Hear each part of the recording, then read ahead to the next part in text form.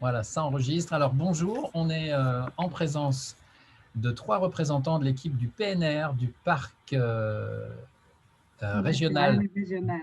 pardon, Naturel régional. du parc naturel régional de Normandie. Voilà, avec 3 représentants. Normandie-Maine. Pardon, Normandie-Maine, Yannick. Tu Normandie-Maine, recommences. merci. On recommence tout. Oh, c'est pas la peine de recommencer. Et donc, ouais, on sort de réunion là où on faisait à la fois le bilan d'un an de travail, où vous avez dû travailler sur l'élaboration de ce que vous appelez votre charte, qui est un gros document que vous envoyez au ministère pour pouvoir bénéficier de vos subventions sur un nombre d'années important. Donc, c'était vraiment un gros challenge.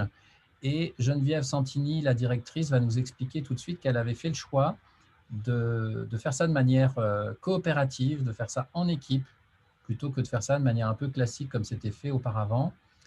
Tu peux nous expliquer aussi éventuellement, Geneviève, rapidement le contexte dans lequel on est intervenu, puisqu'il n'était pas facile, ce n'était pas très propice à mettre en place la coopération.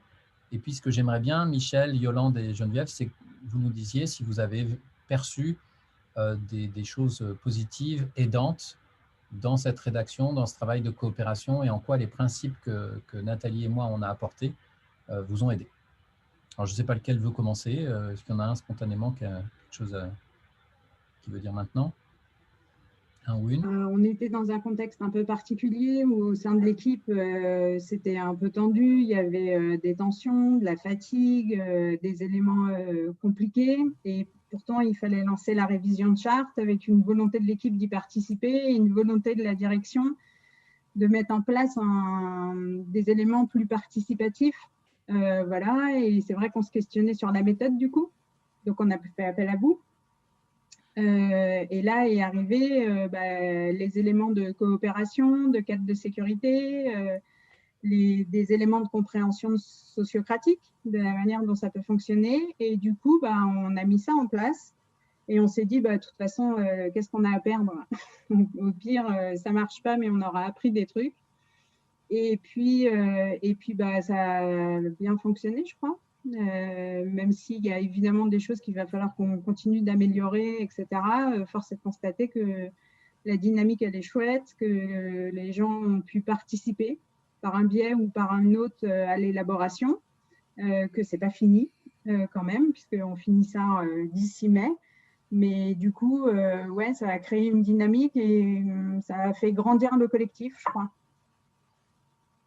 Alors moi, en qualité de chargée de mission et aussi, alors j'ai participé à un des comités, au comité technique, qui a été mis en place par la méthode. Et je suis convaincue que la méthode nous a donné un cadre qui a permis à chacun de trouver sa place dans sa proposition à l'élaboration du processus. Et que du coup, les échanges ont été…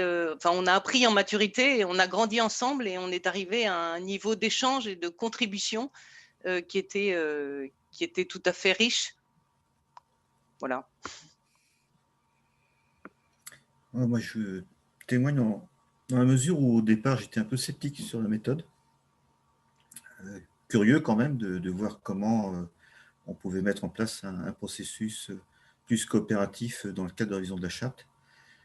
Et je trouve que la méthodologie qui a été mise en place, le travail qui a été fait avec des groupes assez hétérogènes, qui a permis de mettre en situation de réflexion des gens qui n'avaient pas l'habitude de travailler ensemble au sein de l'équipe, a été pour moi très enrichissant et très productif, en fin de compte, sur la charte elle-même.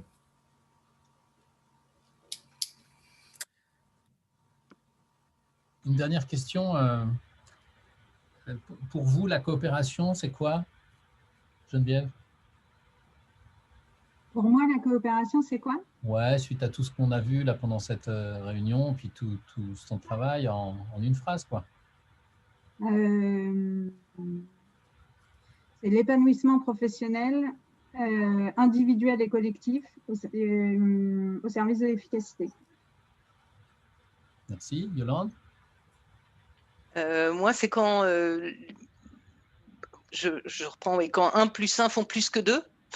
C'est-à-dire quand on s'enrichit mutuellement pour produire des idées qui n'existent pas dans la somme de chacune des deux têtes. Merci. Michel? pense que c'était bien résumé par les propos précédents, mais enfin, je ne sais pas si c'est contre nature, mais c'est contre un peu le modèle dans lequel on nous fait grandir et on nous forme, c'est-à-dire la compétition et l'individualisme. Et je trouve que ça, c'est un problème assez, enfin, qui est monté depuis 20, 30 ans, je ne sais pas trop. Enfin, c'est peut-être ancien, c'est peut-être au plus profond de l'homme que de se dire on est là pour la compétition. Mais en fait, c'est comment mettre comment dire, ses idées, sa volonté au service d'un projet commun, collectif, qu'on doit porter en équipe. Et ça, pour moi, c'est important. Alors, je comprends que Geneviève parle plutôt d'efficacité. Moi, je parle de comment on porte ensemble un projet qui doit être partagé et qui doit être construit par toute l'équipe. Et pour moi, ça, c'est important. C'est ce qui donne le sens un peu au travail de chacun au quotidien, mais en même temps, un portage collectif de ce projet. Ben, messieurs, dames, merci d'être restés un petit peu plus longtemps à la fin de la réunion. Je vais bientôt pouvoir débriefer avec toi, Geneviève, encore plus par téléphone, si tu veux bien. Et merci d'avoir pu témoigner. On va essayer de mettre ça sur les réseaux sociaux pour que d'autres organisations s'intéressent de plus en plus à cette histoire de coopération, parce qu'effectivement, c'est à la fois améliorer la qualité de vie au travail, ce qu'on cherche, et améliorer l'efficacité. L'efficacité étant pour nous une résultante d'une bonne qualité de vie au travail, et pas forcément le contraire. Enfin bref. Merci beaucoup, Yolande. Merci, Michel. Merci, Geneviève. Et à bientôt. À bientôt. Au revoir. Salut.